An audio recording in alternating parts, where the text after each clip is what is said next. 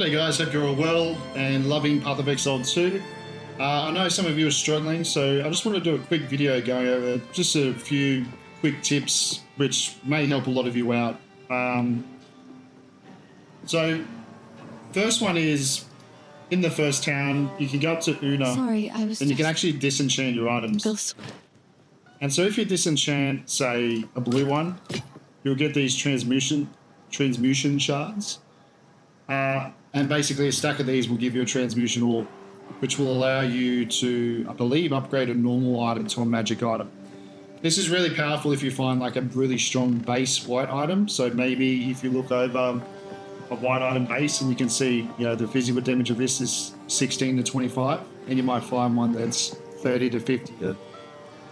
You could then use a transmutation orb on it to then make that a magic item and start rolling the affixes and suffixes you want on that magic item to then start to turn it into a usable item, right? And the other one is, you know, with your golds, you can disenchant these and you'll get these regal shards. And again, 10 regal shards will give you a regal orb. The regal orb kind of does the same thing as the transmutation one, except it will upgrade a magic item to a rare, like a gold item. Again, this is powerful when, usually with your blue items, you can have like 2 affixes or suffixes, whatever they're called. So you can kind of keep re-rolling those until you get 2 really good rolls that you want. And then you can use a regal orb to then upgrade that to a gold. It will put another affix or suffix on it. And then you can kind of start to use some other orbs to add more rolls to it and kind of really build out like a piece of gear that you really want. Transmutation orbs, regal orbs, they're pretty common, you know, and so you can kind of use them whenever you want. You don't really have to hoard these or anything like that. If you're struggling with gear, you should be disenchanting gear and using these. So another thing you can do is buy gear from the vendors, and the vendor gear actually isn't too bad. So I just did a few upgrades then. I managed to get this helmet, so all the gear I replaced previously was white, and then this all cost a couple hundred gold from the friendly basically. So you can see this helmet, you know, I think maybe if you're coming from another action RPG, you may look at this and sort of go, oh, what's so special about it? But for a level 5 piece of equipment, this is actually pretty good. I get 10% cold resistance. Cold resistance is really good. And yeah, it gives me a bit of evasion rating, and compared to the white piece of gear I had, this is amazing, right? I also brought this piece of body armor here, so comparing it to what I've currently got, it's only a little bit of extra energy shield and I miss out on life regeneration. But it has a socket on it. And my understanding is sockets are pretty good because you can go and put these sorts of things in it, where, you know, I could go and get a bonus 12% fire resistance, or maybe I find a shard where it's going to give me cold resistance, and so it's kind of a stat which I can manipulate based on the content I'm doing, right? So that's quite powerful, and, you know, even though this is pretty underwhelming, I can come across to my stash, chuck this into here and sort of go like, okay, well, maybe we augment, you know, we add a new modifier to it, right? So now I've added another modifier to it. It's 8 intelligence, which is actually not too bad for my build, and given we're pretty early game, we're going to be going through gear pretty quickly anyway, so I'm happy with that. I could, you know, if I had a regal, I could try and make this a yellow, but I don't really think I need it so early on, and I prefer to save those regals for later. So right now I've just given this a little upgrade, and now, you know, it's well and truly better than this piece of gear.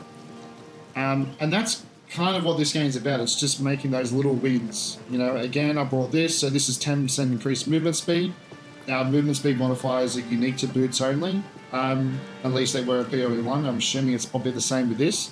So movement speed on your boots is really nice because that's kind of where you can, the only place you can get it from other than your nodes when you level up.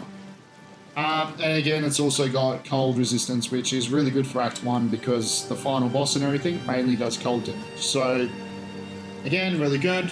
And, you know, these, they give me a bit of extra accuracy rating, which probably isn't too needed for my build. But lightning resistance, not really needed for Act 1, but any sort of resistance, particularly early on, is going to really beef you up and no, we're not going to say no to a ring.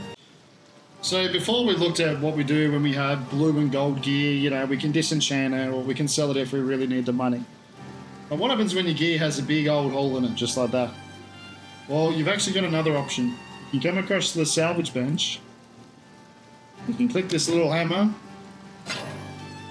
hang that one away, and you'll get what's called an Artificer's Shard. I probably completely butchered that, but basically a stack of 10 of these will give you that orb, and you can use that orb to add a socket to any piece of gear you want. These are obviously like crazy valuable because you can kind of imagine, you know, a lot of gear you're going to find that's not going to have sockets in it. And so you'll come across a stage where you'll have, you know, a really good piece of gear, but you're going to be replacing with a gear that might already have 2 sockets in it. And so you kind of get into these little tricky scenarios where it's like, well, what do I do? Well, when you have these orbs, you can bang those into that other gear, give it the sockets, and now it's going to be a clear upgrade for you. One thing I think a lot of new players will be confused with is, does Path of Exile have player-to-player trading? And the answer is yes. It's actually a little bit unique. So rather than being able to just go up to players in the game or have an auction house and kind of trade directly like that, they actually do it through their website. So I'll put this link up in the description. But really, you know, at a quick high level, basically you can sort of say like, I want, we'll go with maybe a spear, right? And we'll say that we want to do an equipment filter, and maybe we want a minimum of like 10 damage. And then the other filter we might have is, you know, want a explicit stat that has a increased physical damage, and we might say that we want at least 3% on that, right? And then we can do a search, right, and it hasn't found anything, probably because the game's quite new at the moment. I don't know, maybe spears don't have this stat.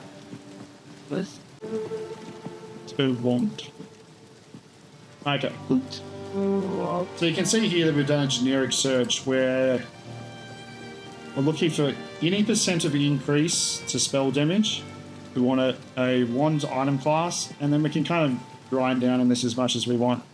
You can even put in some trade filters where, oh, it's actually a little bit different here. Oh no, yeah, so you can put in some trade filters here where you sort of say like, look, I've got 2 chaos orbs that I can spend. You know, what can I get with 2 chaos orbs as the minimum starting price, right? To sort of filter out a lot of the junk. And, you know, we can sort of see some pretty cool gear here, right? So the trade website it's actually really powerful. It's probably one of the most, like, it's better than any auction house system I've seen. But it is a little bit finicky with, you got to leave the game, you got to go to their external website and kind of do it. I would like if it was baked into the game a little bit better. Now your next question may be, okay, well, how do I sell things on this thing? Well, that's where you'd come to the game. You would open up your stash, and I think you may need premium tabs. I can't remember exactly, but you can right-click the stash and click public, right? And this is going to allow the public to now see this stash through the trade website. And, you know, we'll say that each item will be individually priced. There we go. So what that will mean is if I want to sell this wand, and it's definitely not going to be worth the price I'm going to give it, and let's say I want to give it an exact price of 1 chaos orb. This, believe it or not, is now already on the website. And as soon as someone searches for, you know, a wand and it's within my criteria, they're going to see this. And the website's really cool, where when you find something, you just click Direct Whisper, and it will immediately say, hey, I want to buy this item for that price. And generally the rule of thumb is they'll send you an invite, you join their world, you send them a trade with the value that's on the screen here, and they'll put up the item and then you trade. That's basically how the trading works. For the time being, you can sort of see here that I have these orbs of transportation, and if I go into my options, go to game, item filter. I can pick MetaSync's filter that they've set up. And you can see that it highlights the currency a little bit easier, so that, you know, so everything will have a unique color, so that at a glance you sort of say, oh, that's something that I should probably pick up, and it will kind of help you determine what's junk and what's really good. Same with kind of like items that aren't very good, it will kind of give it a grey look, so you don't really concentrate on it too much. Now to get this, at the moment you need to go onto their GitHub, and you just download the source code zip, install that, and then there's this folder here, so I'll put this directory into the description of the of this video, and then you just copy it and paste it straight into this file path here. Easy as that, and then you'll be able to see the filter. Given its early access since the first season art, this is probably the best filter to use because it doesn't hide any items, which is what you want. It's going to be perfect for every single class. And then you can kind of have a look at this file, and if you're a little bit technical, this file here, you'll be able to open it up and kind of adjust it a little bit, make your own changes as you go. If you here's a neat little trick. When you press P and you go into your passive skill tree and you've just leveled up, you can hold down Control on your keyboard and just click the node, and that will instantly apply it, so you don't have to click it and hit apply separately. One of the really cool things in Path of Exile 2 is you can have multiple different equipment slots, which is pretty common in other games. But in this one, it will actually intuitively switch between them depending on what spells you want to cast.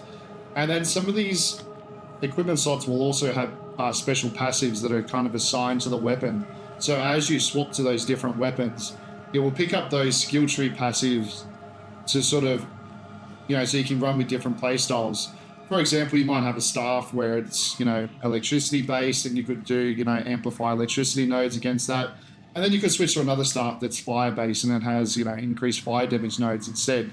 Obviously those electricity nodes aren't going to apply to the other one. So it's pretty cool. And the way this works, and I think it's a feature that maybe a lot of people have forgotten about, is, you know, you can look at this wand here, right? So it grants a level 3 Bone Blast, and you can see that I've got Bone Blast down here. And then it also grants, this sidearm here has level 2 Skeletal Warrior minions, and, you know, it has its passive effects as well. And that's, those minions are kind of always there until I think you can see those there. Then I can swap to this, and as you can see, those minions will go away, and I'll no longer, but Bone Blast will still be there. So if I press R, it will switch to that other weapon to cast Bone Blast. But then I have this weapon where then we'll cast a level 2 Chaos Bolt. So you can sort of see here where I'm casting Chaos Bolt, it's using this wand. But then if I want to do Bone Blast, it's going to intuitively cast to this one. Plus those Skeletal Warriors will also swap as I cast this as well, because that was the passive effect of the offer.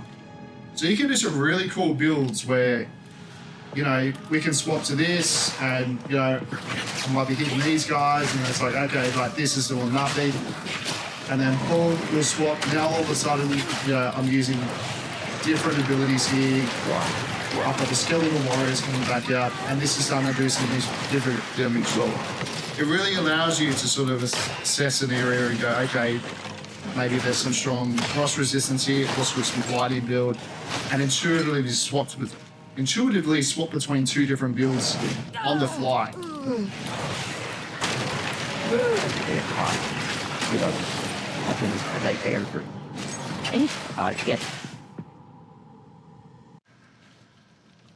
Probably the final piece of advice I can really give you guys, and this is just experience from Path of Exile 1, is to press C, and I don't know what it is on console, but keep an eye on your character screen and kind of where all your resistances sit.